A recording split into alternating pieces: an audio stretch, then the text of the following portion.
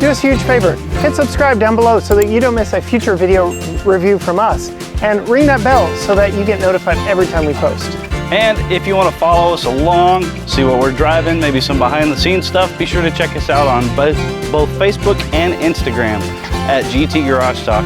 And everything we're doing can all be found at gtgaragetalk.com. Hey Gearheads, and welcome to Garage Talk. I'm Corey. I'm Matt. And this is the 2021 Ford F-150 Yep. King Ranch FX4 off-road, right? Powerboost. Powerboost. With Pro Power on board. Did I get them all? And it's a crew cab. And it's got a 6.5 foot bed. It's got all the bed. Long bed. You good over there? I'm good. Let's talk about this bed. Because it is perhaps the biggest point of controversy between you and I. Controversy. Controversy. Yes. Yeah, I'm in love with it. I love it. You would buy a truck crew cab long bed. You would spec one out. I would not. Any of my B&P expeditions come with a 6.5 foot bed if it's a half-ton truck, or an 8.5 foot bed if it's a 3/4 or 1 ton. Oh my goodness. All of them. For me, I'm going to be using this, as most Texans do, as the family rig. Right. Because, as we'll talk about later, it's massive inside. 5 people, no problem in this one. 6 if you got, got the lesser versions. But yeah, you and I took this one off-road. We'll put some footage in a little bit later. Oh yeah. You were threading the needle there for a little bit. It was a little snug. It wasn't awful, but full-size trucks have gotten stupid big as it is. And if you have any intentions of taking this thing off-road, look, I can't even make it. What do you say about this Kodiak Brown? I absolutely love it. So it's you want this fantastic. truck? I don't think there's anything about this truck that I would change at all, aside from the price tag. That and the street tires. On this FX4. So I've said it for a while. Chevy's doing the same thing. This is not Chevy fanboy talking here. This is me putting my consumer hat on. Brands are watering down what this means in favor of trading you up to, in the case of this, a trimmer. In the case of a Chevy, the Trail Boss. But trimmer and King Ranch don't go together. Right. So. Well, apparently neither does off-roading and King Ranch, because the tires tell you the purpose of the vehicle, and this is an on-road rig that puts power to all 4 wheels, and that badge can come off. That brings up another interesting point. This thing rattles and pops and spits and sputters and crackles, and I mean, noises for days. The steps moving up and down makes a goofy noise, especially when you're on the inside of the truck. The stupid backup beeper thing that it has to have because it's partially electric. It's ridiculous. If I'm buying a luxury vehicle, I don't want to hear anything that's going on outside. This thing makes a lot of noises, and not all of them are pretty or acceptable. Including when this is sitting in pure electric mode and then that engine kicks on, we had it out on the farm. It was not approved of by the surrounding audience. We'll just leave it that way. Right. It is not a pleasant sound. No. It is not the way a full-size truck should sound. Agreed. And it doesn't get any better when you try and make it louder. Yeah, there's a lot to like about this Powerboost engine. Yes.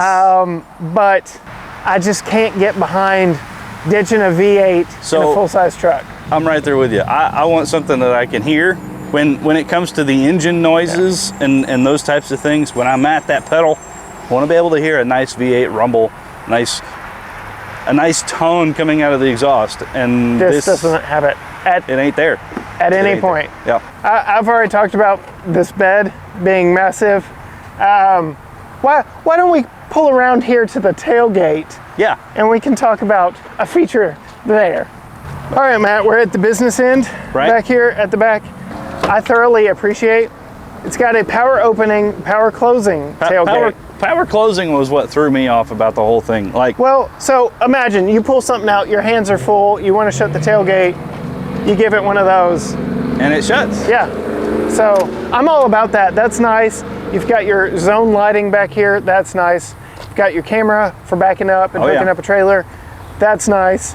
Well, but Tailgate Wars would not be complete though without us talking about what Ford has done for the 21-year model. Right. That is the pockets for clamps so that you can use the handy measuring apparatus. Right. I can't call it a tape measure, can't really call it a ruler, but Ford has marked the inside of the tailgate with different measurements for you. Again, going back to working with our friend Mark, who does improvements for a living. Yeah.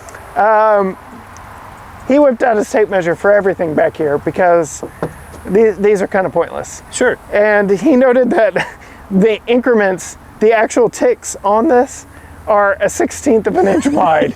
So if you're trying to get precise, this isn't how you're doing it. Sure. But the clamp holds, those are super nice. Yep. Tailgate Wars discussions would not be complete if we did not discuss Ford's addition to the Tailgate Wars. Which Ford is the originator of the Tailgate Wars. Ford started it. Yeah. And I'm not gonna lie, it's nice, it's handy, but as a 34-year-old, it's not necessarily for me. Right. It's for my dad. My dad would use this. I showed it to him. He liked it as a feature. Sure. You noted a fact about this nifty tailgate that would sway you away from checking that option box. And that is just how much that adds to the price of replacement parts. Yeah, so the first year that Ford came out with these steps, I did price one of those tailgates, and that's been close to 10 years ago now. They were $2,500 to replace. And that's before paint, that's before even having the thing put on, which is not a huge deal. But if you have one of these things stolen, or you forget to hit the button to drop the tailgate to back under your gooseneck, and you tear it up, that's a chunk of change for a tailgate, which ought to be the simplest part on the pickup. Should just be a flappy part of metal. Why have we complicated something that is so, that is nice though. Yeah. All right, I think it's time to hop behind the wheel. Hop behind the wheel and see how it drives. Let's do it. This episode is brought to you by Remarkable Improvements. If you're in the Tyler or East Texas area and you've got some handyman things you need done, maybe some furniture built, a yard picked up, cleaned up, that type of thing, Mark is your guy. We will put links down on the screen below and in the description below this video for you to check out Remarkable Improvements and get a hold of him for your handyman needs.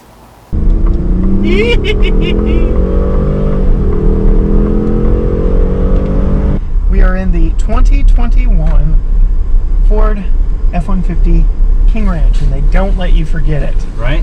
There are King Ranch logos everywhere on this, on the doors. You've got a facade of the King Ranch main building up here. Every single seat has got it. Yeah, it's a King Ranch. Is it? Well, that's what the steering wheel says. Are you sure? And the doors and everything. So yeah, this is very Texan inside. My wife says, "Wow, that's very country," and I was like, "Yes, it is." I gotta turn my massaging seat on. You gonna turn yours on too? Yes, I am. Forward cut. Yes, there we go. To the point of being very comfortable and being excited about putting some highway miles on it. Oh yeah. Massaging front seats. Oh my goodness. In a truck, which, especially as this one is spec'd, it tells you exactly what this one is built for. This one, yes, it's got the propeller on board. Yes, it's got the 6-foot bed. you weren't buying this for worksite duty. You weren't buying. This is the cruiser, the highway cruiser. This is built to eat up miles and pamper you while you do it. Yeah, I would call this the foreman's truck. Yeah. Like, because if he has to get out of the cab to work, it's capable of doing that. Yeah. But for the most part, he's going to reach over and put it in, you know, mud slick mode or whatever, and go trouncing through whatever mud hole he's got to get to go check on his guys, or and use this trick feature we've got up here with the folding right gear shifter, and, you know, fold out his desk and do his work from his seat, which that's what I love about full-size trucks. They are a mobile work site. It does mean that the shifter is incredibly cheesy. Yes. Like it's entirely electric too. It's not. Right. There's no cables mechanical anything in there, and I don't like it. we are a step away from them putting a rotary dial in this. I know. So Ram's got the dial. We're about to get an Expedition with the dial. The Maverick has a dial. Yeah, it's just the Mustang had a dial. Give me a column-mounted shifter, please, especially in a full-size truck. Yes. That is one thing. Chevy is even ditching that in the 22s, and it makes me sad. It hurts my heart. I can go on and on. Hey, go easy on the leather, okay? Okay, this is an $80,000 truck. It should be able to handle my rants and raves. Thank you very much. So, some other things about this. This one, I mentioned, has a Pro Power on board, which means it is a hybrid. The engine is actually off right now, and the air conditioning is doing just fine. It is. A lot better than the...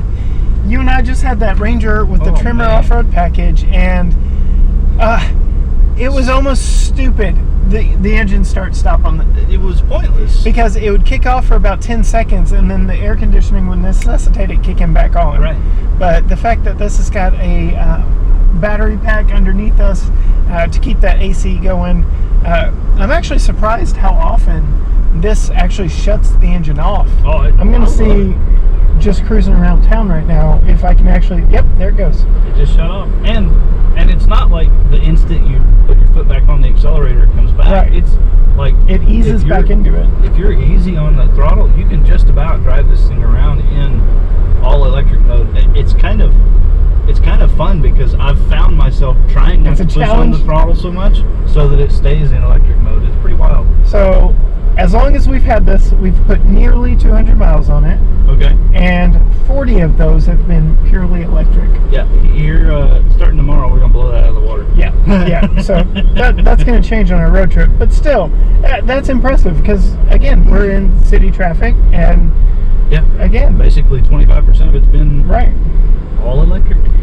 Where this truck would live, for me, would be in that hybrid mode. It was actually very odd to me driving it around the day we got it, just familiarizing myself with it. Right. And seeing the estimated mileage to empty increase as I drove around town. I have never seen that. Nope. I saw 4 miles of estimated range added as I drove through stop and go traffic. That's awesome. Does not compute. Mind blown. Yeah, because I was using fuel. I know I was. Right. We're not now. It shut off again. We're kind of coasting downhill a little bit. Let's see how far I can go before it kicks back on, because we've got to go uphill again. Yeah, but I'm telling you, you just ease on the throttle ever so much. Yeah. And it will stay. It maintains the momentum. It maintains the electric mode, and I'm serious. I find myself often just trying to keep it in electric mode. And of course, like we mentioned, you got the AC running, you got the ventilated seats running, and all those types of things, the radio cranked or whatever. At some point, it does turn back on. Right. It just did. Yeah. Really has me excited. Again, you need to subscribe. You and I are going to be testing the 22 Toyota Tundra, which just ditched their 5.7 V8 in favor of 2 twin turbo engine options, one of them being a hybrid. So having spent a week in this, and especially putting some highway miles in this, very interested to see the hybrid from perhaps the hybrid leader of the industry, Toyota, see how well that thing does and holds up, and just what we can figure out from that one. And if we have the same kind of fun trying to cruise around in electric only mode, because this is a massive truck. I mean, here we are, full electric mode again. Granted, it's a 35-mile-an-hour speed limit, and you know, we're just cruising, but still, it's insane to me powering a vehicle this big. Yeah. In pure electric mode. You've got child seat in the back. You've got 2 kiddos. I've got 1. Yeah. They're definitely a ways back there. Right. You gotta get the fly swatter method to get their attention back there. But or the reaching back for the sharing their candy. Yeah. Angle. It's going to be a little more difficult to get your handful of M&Ms. Yeah. But yeah, it's a different zip code back there, and that's not unique to this truck. That's all full-size trucks nowadays. They've just gotten big. It's incredible, and it's wonderful, especially in Texas.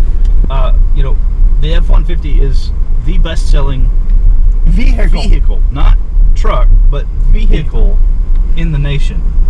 And 20% of those are sold in this great state of Texas.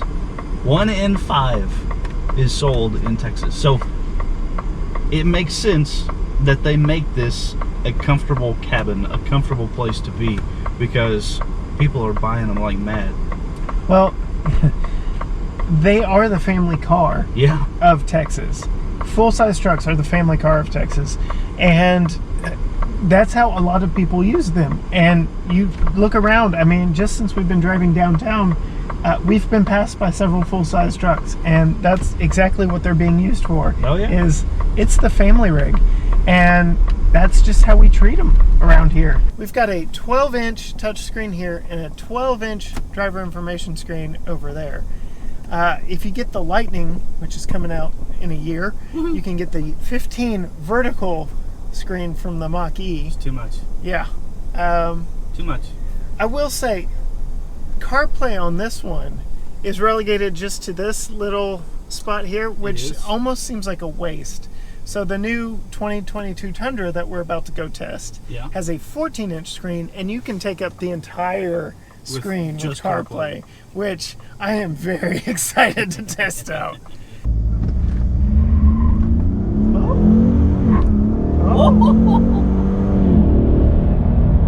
Trim the tires. A little 1-2 park.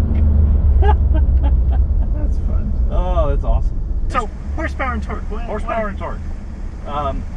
430 horsepower. Nice. And 570 foot-pounds of torque. That's insane. So that's like the trump card for this powertrain.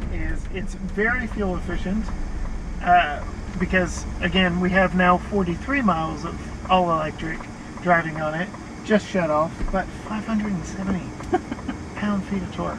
Yeah, that's quickly approaching diesel level torque numbers. Like, it's ridiculous. Which is why you can pull up to 12,700 pounds. It's true. It is not a slouch. Okay, I will say, I just noticed, much like the Ranger that we just turned in, right? This has got the pumped-in fake sound through the stereo system. Oh, dang it!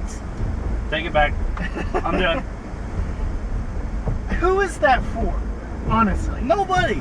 Because it's for nobody. The people who are oblivious to the fact could care less about it. The people who want an engine noise, want a real V8, and don't want it piped in. Right. Who is that feature for? You are spending time, effort, and R&D money. Here I go, beating on the center console again, on a feature for who? I don't know. It doesn't make any sense. That's my 2 cents. To be honest, being in this truck comes an attitude, and it's this calm, serene cruising. Better than everybody else on the road kind of an attitude. Bow to the king. Right. I mean, I'm sitting up, I'm looking down on people, I've got $80,000 worth of debt. Like, yes. I mean, I'm in debt up to my eyeballs. Someone help me. $80,000 worth of debt later. Right. Yep. How do you feel fit and finish You know, is in this $80,000 rig? Keep in mind, this is a press rig that has seen a lot of different people driving it and putting it through their own set of, right. and we have nearly 20,000 miles on it. It's not bad. Yeah, so There are some faux things that I wish see, were. this panel right here is very loose, and you can see the gap where it was put together. Yeah. So there's that. This is plastic. It's meant to look like brushed nickel, and it's not. And that's a little disappointing. And that, I mean, on a truck that weighs nearly 7,500 pounds, it wouldn't have hurt to swap this out for a legit metal. Yeah. So Matt. Yeah. The ultimate question. Could you, in any circumstance, see yourself paying nearly $80,000 for this truck? I don't. What about you? For 80 grand, I'm sorry, I'm not shopping the Blue Oval. There's some more interesting rigs. There are different routes I would go to spend 80 grand. That would not be the King Ranch Edition F-150. Okay, if we're changing like everything all together, if I'm stepping beyond an F-150, for 80 grand, I'm gonna have a really nice 1-ton, or I'm gonna go get a V8 powered Raptor. So there you have it. We like it a lot, but it's not designed for us. We are not foremen. We are not the boss. We're not. So, the ranch boss or the ranch owner, or It is a very compelling package and a very luxurious place to spend time, and we are very much looking forward to putting some highway miles on it and seeing just how it eats those up. Because as this one's spec'd, that seems like the primary mission of this one, and really looking forward to putting it through its paces. If you want to know more from us and exactly how that road trip goes, be sure and find us on Facebook and Instagram, where you see more content from behind the scenes there. Both of those are at GT Garage Talk. Also, if you wouldn't mind, go on and hit that subscribe button down below so that you catch all of our future videos. We've got a lot more pickup truck action coming to you from the Texas Auto Riders Texas Truck Rodeo. pickups. Yes, we're very, very excited about that, including the new 2022 Toyota Tundra that is famously now also a hybrid. So we'll see how that goes. But yeah, hit subscribe, ring the bell so you get notified every time we post. Until next time, bye.